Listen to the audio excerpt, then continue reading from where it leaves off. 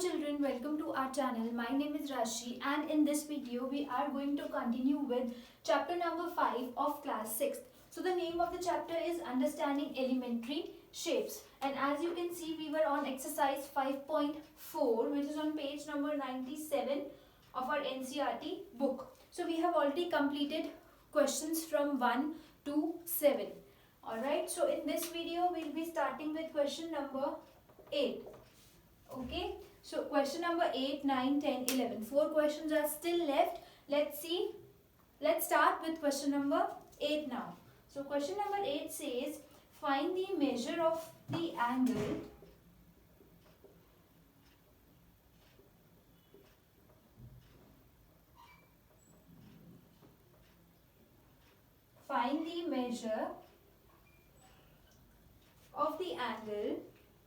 shown in each figure. So we are given certain figures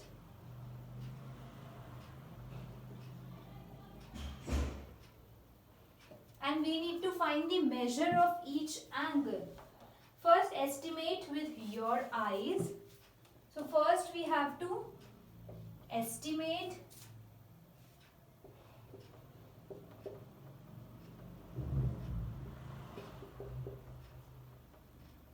with our eyes and then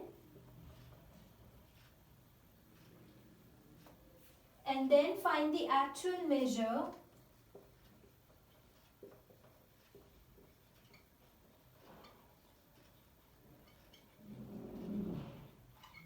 using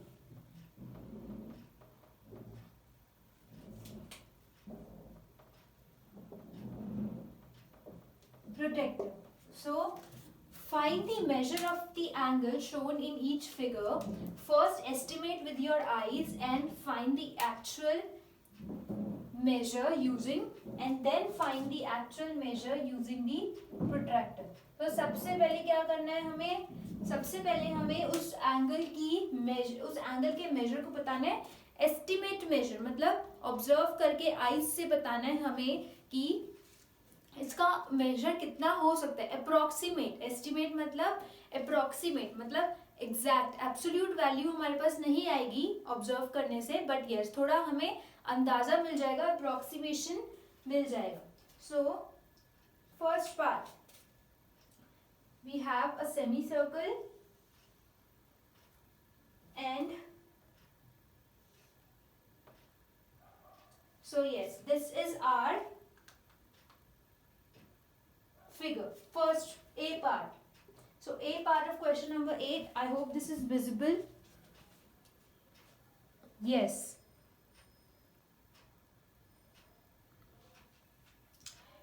Okay. So this is A part. अब यहाँ पे जो angle form हो रहा है, it is something like this. ठीक है, यही एंगल है और ये इसका वर्टेक्स है. ठीक है, और हमें ये बताना है कि ये एंगल कौन सा. पहले तो ऑब्जर्व करके देखते हैं. तो ऑब्जर्व करके अगर हम बेस लाइन इस वाली लाइन को ले लेंगे, this is the base line.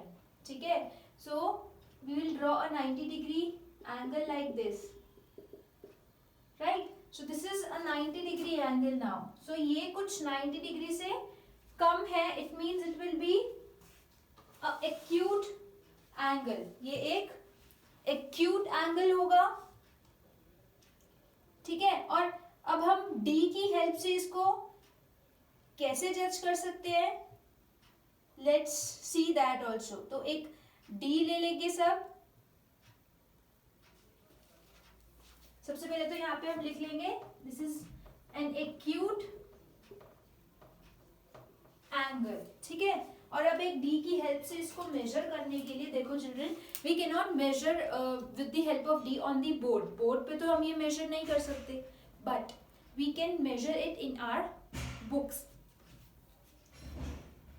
So what we do is, ये जो D है इसका जो मिडल में एक पॉइंट है, this point will be placed on this point. ये जो वर्टेक्स है हमारा, इस पे हम प्लेस करेंगे एंड इस पॉइंट के बाद जो ये लाइन जा रही है, ये लाइन इस लाइन के ऊपर हम ओवरलैप करेंगे. सो ऐसे कुछ प्लेस होगा ये स्ट्रेट एकदम. ठीक है, और जब ये ऐसे प्लेस होगा तो हमारे पास ये वाला एंगल आ जाएगा दिस. अब यहाँ पे दो चीजें गिवन गिवन है, एक तो 140 है और एक 40 है, तो अब आप कौन सा लेंगे यहाँ पे? ऑलराइट, ओके, तो अब आप यहाँ पे कौन सा लेंगे? एक तो 40 आ रहा है और एक 140 आ रहा है। इज इट पॉसिबल कि ये 90 से कम है और ये 140 हो सकता है? Not possible. इसलिए ऑलवेज जो नंबर होगा वो डी में 2 लाइंस ऐसे नंबर की गिवन होंगी, तो हम नीचे वाले नंबर को लेंगे, राइट? नीचे वाले नंबर के अकॉर्डिंग ये 40 डिग्री आ रहा है, राइट? बट ये तो बोर्ड पे आ रहा है, अभी हम बोर्ड पे इसको डी को यूज नहीं करते हैं, तो हम अपनी बुक से इसको चेक करेंगे कि ये 1 सेकेंड चिल्ड्रन,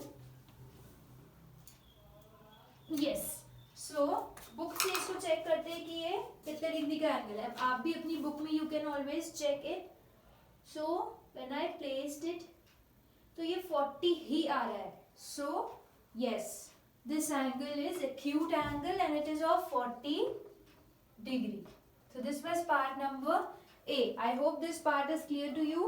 So पहले हमने ऑब्जर्व करके ये चेक किया है कि ये कौन सा एंगल है, एंड देन उसका मेजर हमने D की हेल्प से फाइंड आउट किया, right?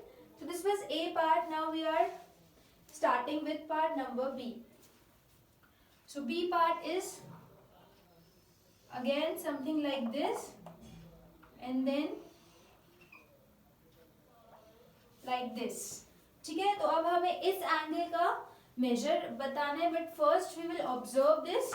So let's take the vertex, यहाँ पे है, and let's take the base line, this line, right? तो ये बेस लाइन है और ये वर्टेक्स है, तो पहले 90 डिग्री ड्रॉ कर लेते हैं. तो this is 90 degree angle, but हमारा जो एंगल है वो 90 डिग्री से भी बड़ा है, 90 डिग्री से इतना और एक्स्ट्रा है. सो अब इसको कैलकुलेट करने के लिए, मतलब एक्स्ट्रा है मतलब ये, और ये 180 से छोटा है, 90 से बड़ा, 180 से छोटा, ऑब्ट्यूज एंगल. ठीक है, अब ये ऑब्ट्यूज एंगल है, तो अब डी की हेल्प से हम इसको मेजर कर लेते हैं. जो ये पॉइंट है डी का और ये जो लाइन है डी की, ये एग्जैक्टली इस पॉइंट पे और इस लाइन पे प्लेस होगा, लाइक दिस. ठीक है, बिल्कुल एकदम स्ट्रेट रखेंगे, अच्छे से डी को फिक्स करेंगे, उसके बाद ही हम एंगल को मेजर करेंगे. तो अभी जो ये है, अगेन अब 40 ऊपर है और 140 नीचे है. मैंने आपको बताया था 2 सेमी सर्कल में नंबर्स गिवन होते हैं, हमेशा आपको ये देखना है. अब देखो 90 से बड़ा है, तो क्या ये 40 हो सकता है? नॉट पॉसिबल, इसलिए अब इसको लेंगे यहाँ पे 140. सो this is obtuse angle and 140. अच्छा, ये तो बोर्ड पे 140 है, अभी हम इसको एक बार अपनी बुक में भी चेक कर लेते हैं. सो आई होप अब आपको डी यूज करना तो आ गया है, how we use D. Okay, so this is, you know, it's very difficult to handle a D on the board.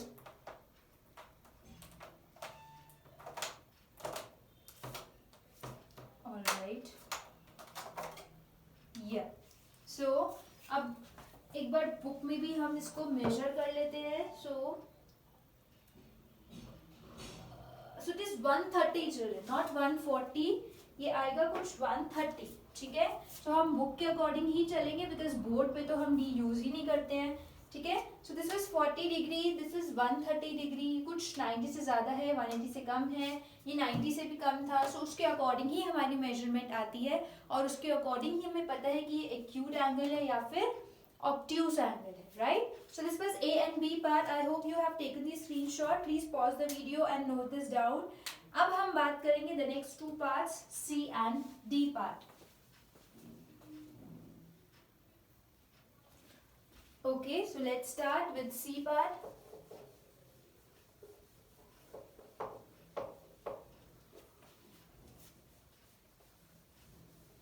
And D part.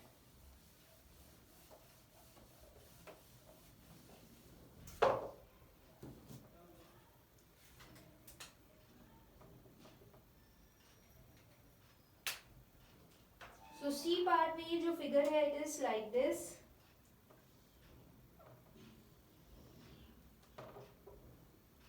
Okay, ऐसी है कुछ figure. So now we have to measure this angle. सबसे पहले तो हम यही observe करते हैं कि ये ऑब्ट्यूस एंगल है, एक्यूट है, राइट है, स्ट्रेट है. सो उसके लिए ये वाली अगर हम बेस लाइन ले लेते हैं, सो 90 degree angle will be like this. ठीक है, ये 90 डिग्री का एंगल है, राइट. सो अब ये 90 से कुछ कम है, it means this is an acute angle. Now this is an acute angle. It means 90 से कम ही आएगा मेजर करके भी. तो अब मेजर करना तो हमें यहाँ पे आ गया. ठीक है, अब हम यहाँ पे मेजर नहीं कर रहे हैं बिकॉज उसको फिर बोर्ड से डी को निकालना भी बड़ा मुश्किल होता है. अब मैं डायरेक्टली बुक में मेजर करके आपको इसकी मेजरमेंट बता रही हूँ. So C part, it's between 60 and 70 children. So let's take this 65 degree. 65 degree. ठीक है, तो ये 65 है, 90 से कुछ कम. ठीक है, परफेक्ट. सो ऑलवेज रिमेंबर, ये जो हमारे पास डी है इसमें 2 लाइन नंबर की गिवन है. ये यहाँ से 0, 10, 20, 30, 40, 50, 60 ऐसे करके ये 180 तक जा रही है. और एक फिर 0 यहाँ से स्टार्ट है अंदर वाला, एंड फिर वो यहाँ से जाके 180 तक जा रहा है. तो आपको हमेशा ध्यान रखना है कि हमें अंदर वाली लाइन के नंबर्स को लेके चलना है. ठीक है, सो ये सी पार्ट था. I hope C part is clear. So now we are starting with part number D. Yes, I know I need to refill my ink also. After this video I'll be doing that.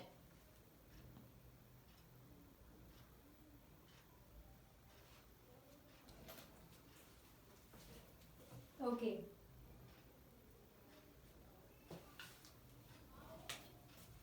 D part की figure draw करते हैं हम अब.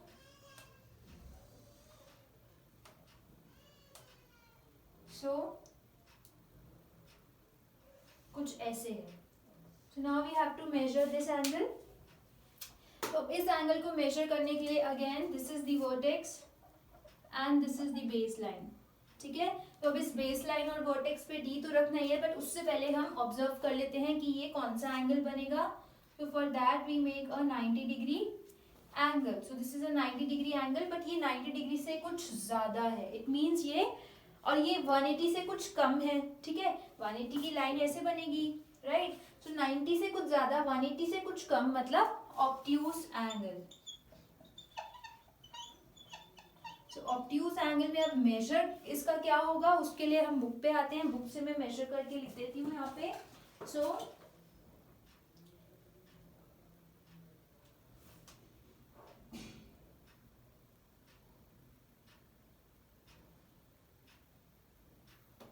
all right, so it is in between 130 and 140.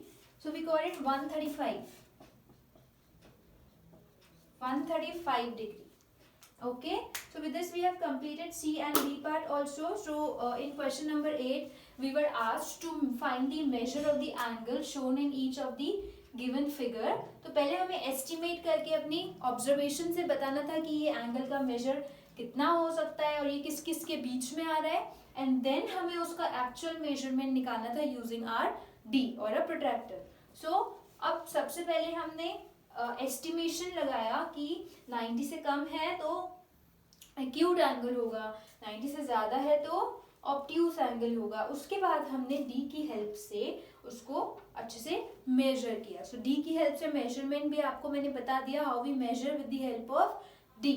Okay, so what is my suggestion to you is practice measuring more angles. D की help से भी practice करो, observe करके भी प्रैक्टिस करो. एक्यूट, ऑब्ट्यूस, राइट, स्ट्रेट, ये माइंड में ऐसे फिक्स हो जाएगा कि फिर कभी भूलेगा ही नहीं. Okay, so this was question number 8 children. Please pause the video and note this down as well.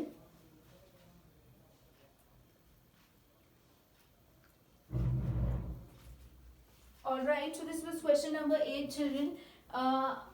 I am signing up here. I will be coming up with a new video very soon. In that video we will be starting with question number 9. So stay tuned for my next video. Till then practice more and more questions, and if you have any doubt, you have any query in any of the questions that we have done or extra questions में भी अगर कुछ problem है, don't hesitate to mention in our comment section below. Alright, I'll be coming up with a new video very soon. Till then, thank you.